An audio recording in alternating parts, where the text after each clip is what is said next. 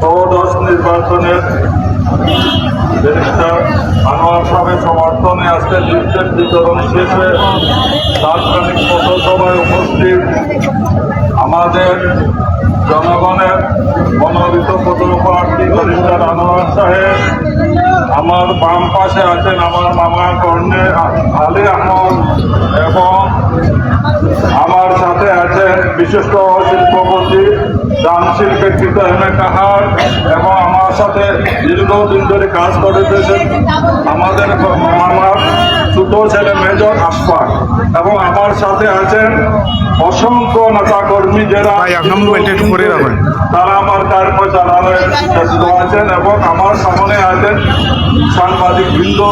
এরা কষ্ট করে আমাদের নিজ থেকে খাবার দিতে। আমি সর্বপ্রথমে আল্লাহ তাআলার কাছে লাখো শুকরিয়া জানাই আমাদেরকে উনি যে সাহায্য করেছেন আপনাদের সামনে হয়ে দুটি কথা বলার জন্য আল্লাহর কাছে অসংখ্য শুকরিয়া জানাই। জগন্নাথপুরবাসী এবং পৌরবাসী আপনারা জানেন, আমি একটু পিছন থেকে বক্তব্য দিব আপনাদের অবগতির জন্য। দেশ স্বাধীন হওয়ার পরে 71 সালে আওয়ামী লীগ যখন সরকার গঠন করে ওই সময় আমাদের এই বুড়াকালের কৃতি সন্তান আব্দুল সামাদ আজাদকে পররাষ্ট্রমন্ত্রী করা হয়। আজ উনি জীবিত নাই, ওনার রুহের মাগফিরাত কামনা করে। তারপরে 1986 সালে নির্বাচনে আমাদের 3 আসনেরই হুমায়ুন চৌধুরী নির্বাচিত হন। উনিও আজকে জীবিত নাই, ওনার রুহের মাগফিরাত কামনা করে। তবে ওনার কিছু উন্নয়নের কথা না বললে আমাদের কৃতজ্ঞতা হয়ে যায়। আমরা যারা রাজনীতি করি আমরা রঙিন চশমা ব্যবহার করি, লালকে কালো বলি, কালোকে লাল বলি। আমি আমার নিজের সাথে আপোষ করি না। হুমায়ুন সাহেব যখন জাতীয় পার্টির নেতৃত্বে পররাষ্ট্রমন্ত্রী ছিলেন ওই সময় আমাদের সিলেটের সাথে জগন্নাথপুরে কোনো যোগাযোগ ব্যবস্থা ছিল না। তার জন্য ওনার রুহের মাগফিরাত কামনা করি। এবং আমাদের জগন্নাথপুর কোনো বিদ্যুৎ ছিল না, ওনার নেতৃত্বে আমরা বিদ্যুৎ পেয়েছি। তারপরে ধারাবাহিকভাবে 96 সরকার যখন আবার আওয়ামী লীগ সরকার নির্বাচিত হয়, আবারও আমাদের জগন্নাথপুরের কৃতি সন্তান আলহাজ আব্দুল সামাদ পররাষ্ট্রমন্ত্রীর দায়িত্ব পান। তারপরে ওনার একটা স্বপ্ন ছিল পাগলা টু আশ্রমকান্দি রাস্তা কমপ্লিট করা। উনি কাজ শুরু করে গেছে, সয়ারা ব্রিজও উনি দিয়েছে। সেটা আমরা ওনাকে গভীরভাবে শ্রদ্ধা সহিত স্মরণ করি। তারপরে বিগত 15 বছর শান্তিগঞ্জ এবং জগন্নাথপুরের বৃহত্তর সুনামগঞ্জের সিলেট বিভাগের কৃতি সন্তান আমাদের মান্নান সাহেব আমাদেরকে যে উন্নয়ন দিয়েছেন আমরা সেটা কখনো বলতে পারি। আমি একটু আপনাদেরকে যদি দৃষ্টি আকর্ষণ না করি তাহলে আপনারা এটা আইডিয়া পাবেন না। আমাদের নির্বাচনী এলাকা আপনার যেখানে সীমানা, ওই সীমানার পাশে দেখবেন একটা মেডিকেল কলেজ। বাংলাদেশে 7-8টা মেডিকেল কলেজের সাথেই একটা মেডিকেল কলেজ। এটার জন্য আবারও ওনাকে আমরা ধন্যবাদ জানাই। তারপরে উনি একটা পরিকল্পনা করে আইন পাস করে গেছেন, একটা সুনামগঞ্জ বিজ্ঞান ও প্রযুক্তি কলেজ স্থান নির্ধারণ হয়ে গেছে। এখন ভূমি অধিগ্রহণের জন্য চলছে। এই বিশ্ববিদ্যালয় যদি হয়ে যায় আমাদের এলাকার ছেলে মেয়েরা আর বিভিন্ন কারণে যাওয়া লাগবে না। এরপরে আছে আমাদের নির্বাচনী এলাকা। আমাদের এলাকার যে কাঙ্ক্ষিত স্বপ্ন ছিল সমাজের ওই পাগলা টু আশ্রমকান্দি রাস্তা ওনার নেতৃত্বে কমপ্লিট হয়েছে। আমাদের পৌরসভা সামনে দিয়ে সুনামগঞ্জের জেলার গাড়ি আসা যাওয়া, এতে আমরা আনন্দিত। তারপরে জগন্নাথপুরবাসী কর্মসংস্থানের জন্য কিছু ইনস্টিটিউটের কাজ চলিতেছে। এবং প্রফেশনাল টেকনিশিয়ানটা অলরেডি কমপ্লিট হয়ে গেছে। আমাদের বহুদিনের কাঙ্ক্ষিত দাবি ছিল নঞ্জুর নদীর উপর একটা প্রশস্ত ব্রিজ। আগে কিন্তু ব্রিজ ছিল, এটা জাতীয় পার্টির আরম্ভ হয়েছিল। জনগণ পপুলেশন বাড়ার কারণে এটা গাড়ি পাস করা যেত না, তাই সকলের দাবি ছিল মান্নান সাহেবের কাছে একটা সুন্দর ব্রিজ উপহার দেওয়ার জন্য। উনি কিন্তু কয়েকবার ডিজাইন পাল্টিয়ে ওই ডিজাইনটা ওনার কাছে চয়েস হয়েছে, লাস্টে ওই ডিজাইন অনুযায়ী টেন্ডার হয়েছে। আল্লাহর কমলে আজকে তো ওই গাবারা ধন্যবাদ জানাই মান্নান সাহেবকে। এবং শিক্ষা খাতের উন্নয়ন করেছেন। আমাদের মহিলা গার্লস স্কুল, সরচন্দ্র স্কুল সহ জগন্নাথপুর, আমার মনে হয় 95% স্কুল ভবন হয়ে গেছে। তাইলে আমরাকে ওনার উন্নয়নকে অস্বীকার করবো? আমরা এই ধরনের কাঠুসুল্প রাজনীতি করি না। আমরা সাদাকে সাদা বলি, কালোকে কালো বলি। আমাদের সামনে যে ছোটখাটো উন্নয়ন যেটা আছে, আমরা যদি ব্যারিস্টার আনোয়ার সাহেব নির্বাচিত হন, এটা আমি একটু বলে আমরা কি কি দাবি আছে বলবো। আমরা মান্নান সাহেব ব্যক্তি নয়, মান্নান সাহেব জাতির একটা বিবেক। আপনারা অবশ্য যারা মোবাইল ব্যবহার করেন, ছাত্র জনতার আন্দোলনের সাথে উনি একতা পোষণ করেছেন, এটা অনেকের কাছে এই ডকুমেন্ট আছে। তারপরেও ওনাকে 5ই আগস্টের পরে জেলে যেতে হয়েছে। যে ছাত্র জনতা সরকারকে উৎখাত করেছে, এই ছাত্র জনতার আন্দোলনের মুখে ওনাকে জামিন দিতে হয়েছে।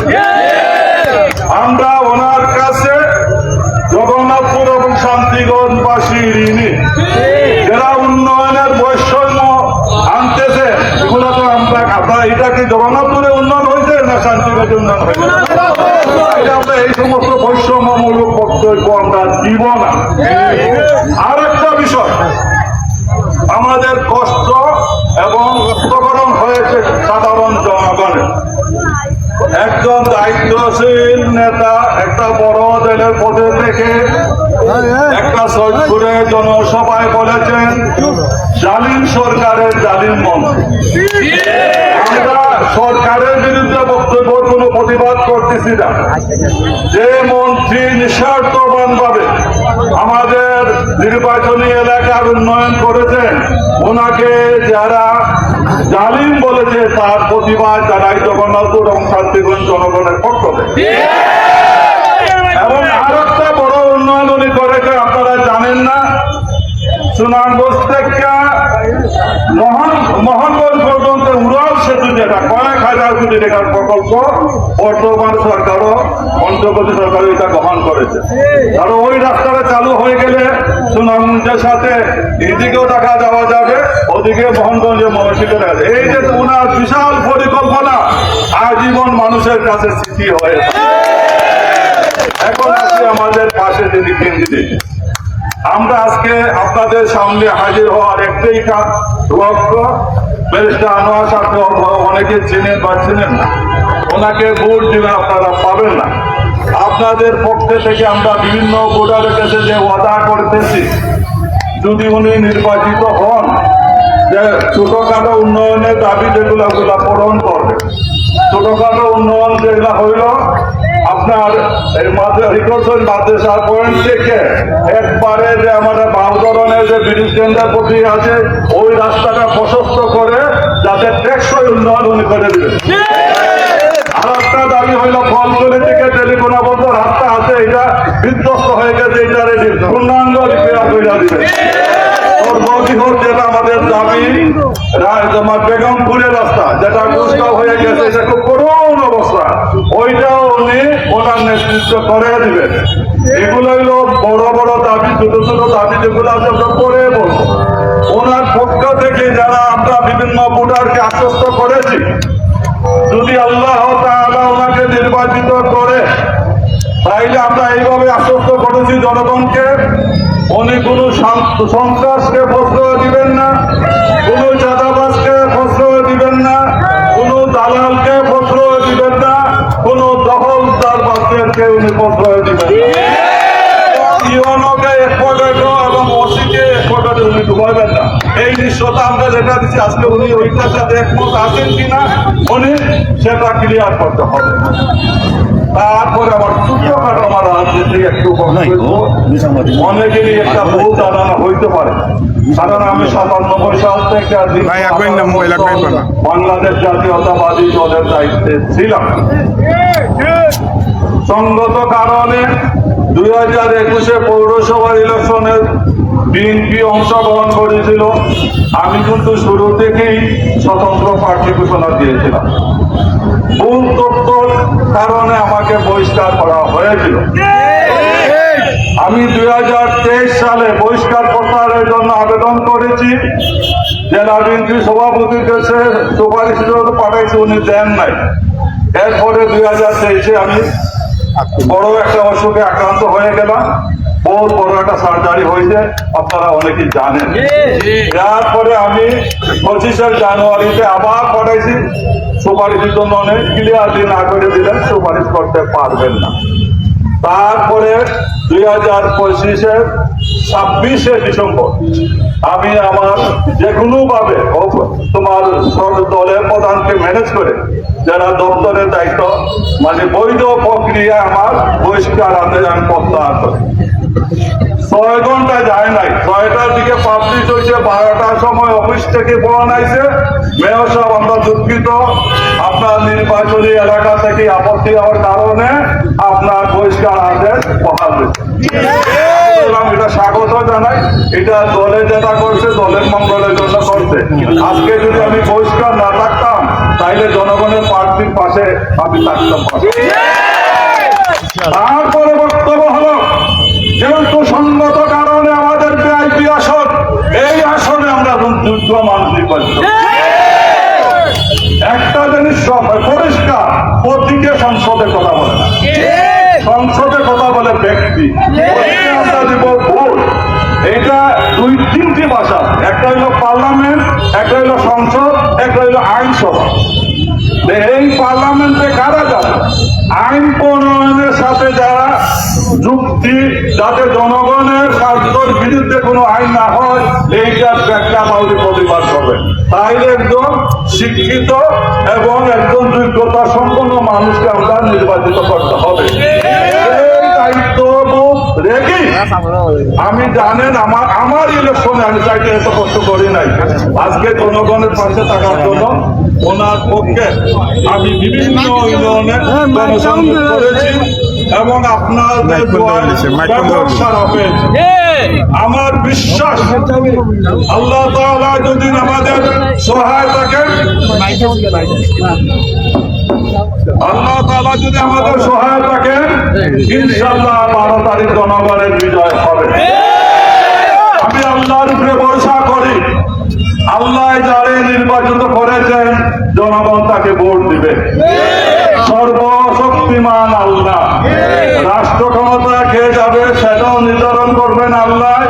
আমাদের 3 আসনের ভিআইপি আসনের কাকে নির্বাচিত করবেন সেটাই নির্ধারিত করবেন আল্লাহ। তাই আমরা কোন রাজনৈতিক ব্যানারে নাই, জনগণের ব্যানারে আমরা বারিস্তার